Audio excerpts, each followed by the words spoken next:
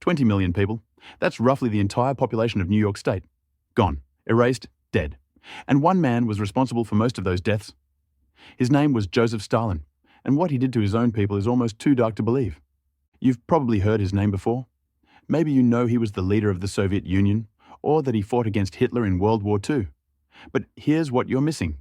While he was fighting Hitler, Stalin was killing his own citizens on a scale that's hard to even wrap your head around. We're talking about millions of people who vanished, starved, or were executed, and most of the world had no idea it was happening. So how does one person kill 20 million people? That's what we're about to find out. Let me paint you a picture. It's 1932, and you're a farmer in Ukraine, which is part of the Soviet Union at this time. You've just finished harvesting your crops. You worked hard all year, and now you have grain to feed your family through the winter. But then, armed soldiers show up at your door. They're not there to protect you. They're there to take everything you have, every single grain of wheat, every potato, every scrap of food. And if you resist, you're shot on the spot. Or worse, you're sent to a frozen prison camp in Siberia where you'll probably die anyway. This wasn't a one-time thing. This was Stalin's policy. It was deliberate, it was planned, and it killed millions. But let's back up. Who was Joseph Stalin, and how did he get this much power? Stalin wasn't born a dictator. He was born in 1878 in Georgia, which was part of the Russian Empire back then. His real name was Joseph Jugashvili, but he later changed it to Stalin, which means man of steel. Pretty dramatic, right? He grew up poor. His father was an alcoholic who beat him. His face was scarred from smallpox. He was short, he had a deformed arm, and by all accounts, he wasn't someone you'd expect to become one of history's most powerful dictators. But Stalin was smart, and he was ruthless. He joined the Bolshevik Party, which was a group of revolutionaries who wanted to overthrow the Russian government and create a communist state. In 1917, they succeeded. Vladimir Lenin became the leader of this new Soviet Union, and Stalin worked his way up the ranks. When Lenin died in 1924, there was a power struggle. Who would lead the Soviet Union next? Stalin wasn't the obvious choice. In fact, Lenin himself had warned that Stalin was too dangerous and should be removed from power. But Stalin was a master manipulator. He eliminated his rivals one by one through political maneuvering, lies, and eventually violence. By 1929, he had complete control.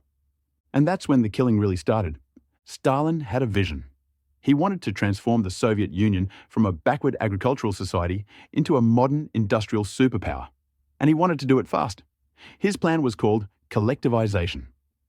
Here's what that means in simple terms. Instead of letting farmers own their own land and grow their own crops, Stalin wanted all the farmland to be owned by the government. Farmers would work on these giant collective farms, and all the food they produced would belong to the state. Sounds like a bad idea already, right? Well, it gets worse. The farmers, especially the more successful ones called kulaks, didn't want to give up their land, so Stalin decided to eliminate them. Not convince them, not negotiate with them, eliminate them. Between 1930 and 1932, Stalin's government arrested, deported, or killed millions of these kulaks. Entire families were torn apart. Farmers who refused to hand over their land were shot. Others were forced onto trains and sent to labor camps in the frozen wastelands of Siberia, where most of them died from cold, starvation, or exhaustion. But here's where it gets really dark. By taking away all the grain and food from the farmers, Stalin caused a massive famine. Remember, these were the people who actually grew the food. When you take away a farmer's crops and don't let them keep any for themselves, what do you think happens? They starve. Their families starve. Their entire communities starve. And that's exactly what happened in Ukraine between 1932 and 1933. This event is called the Holodomor, which in Ukrainian means death by hunger. At the height of the famine, people were dying at a rate of 28,000 per day. Think about that for a second. Every single day, 28,000 people starved to death. That's like an entire sports stadium full of people just dropping dead day after day after day. In total, historians estimate that somewhere between 3.5 to 7 million Ukrainians died during the Holodomor. Some say it was even more. The Soviet government, under Stalin's orders, took so much grain from Ukraine that there was nothing left for the people who actually grew it. And then, just to make sure nobody could escape, Stalin's police blocked the roads. Ukrainians weren't allowed to leave their villages to search for food. They were trapped in a dying land. People ate grass. They ate tree bark. They ate anything they could find. And when there was nothing left, some resorted to unspeakable things just to survive. Bodies piled up in the streets.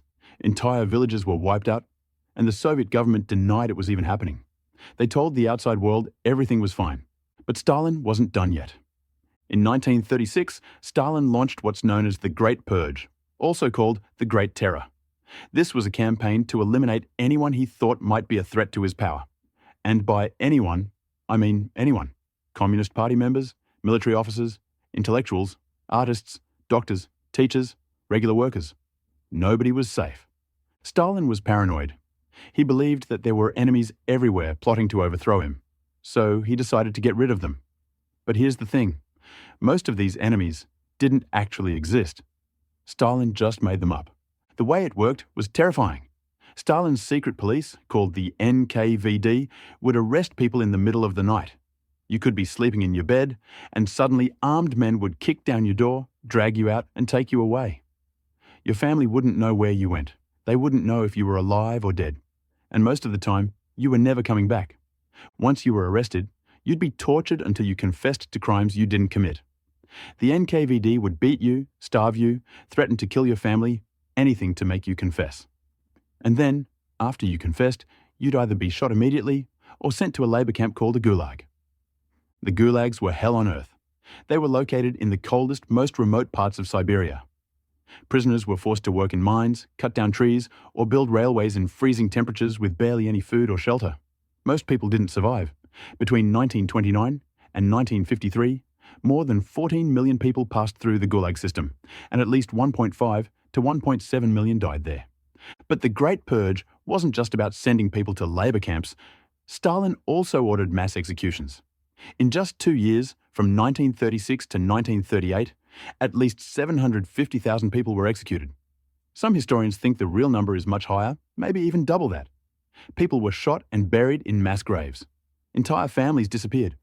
Stalin even purged his own Communist Party. About 1/3 of the party was either executed or sent to labor camps. He purged the military too. Right before World War II, Stalin had most of his top generals arrested and killed. This weakened the Soviet military so badly that when Hitler invaded in 1941, the Soviets were completely unprepared. Think about the level of paranoia here. Stalin was so afraid of losing power that he killed the very people who could have helped him win the war.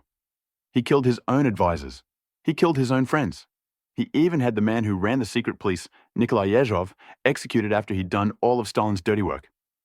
And here's the really disturbing part. Stalin created a culture of fear so intense that people would turn on each other. Neighbors would report neighbors. Friends would report friends. Even family members would betray each other, just to avoid being arrested themselves. If you said the wrong thing, if you made a joke about Stalin, if you were even accused of criticizing the government, you were done. So let's add it all up. The forced collectivization and decolonization killed millions of farmers. The Holodomor, the man-made famine in Ukraine, killed at least 3.5 to 7 million people. The Great Purge killed hundreds of thousands to possibly millions more. The Gulag labor camps killed at least 1.5 to 1.7 million people. And then there were the deportations of entire ethnic groups, where hundreds of thousands more died. When you put it all together, most historians agree that Stalin was responsible for the deaths of somewhere between 6 and 20 million people. Some estimates go even higher. The exact number will never be known because the Soviet government destroyed records, covered up evidence, and lied about what was happening. But here's what we do know. Stalin ruled through terror. He killed anyone he saw as a threat. He starved millions of his own people. He tortured and executed hundreds of thousands. And he did all of this while convincing much of the world that the Soviet Union was a workers' paradise. For decades, the truth about what Stalin did was hidden. The Soviet government denied the famines. They denied the purges. They painted Stalin as a hero who defeated Hitler and built a great nation. But the archives have been opened. The documents have been studied. And the truth is clear. Joseph Stalin was one of the deadliest dictators in human history. So the next time you hear someone talk about Stalin, remember this. He wasn't just a political leader. He was a mass murderer. And the 20 million people he killed weren't just numbers. They were real people.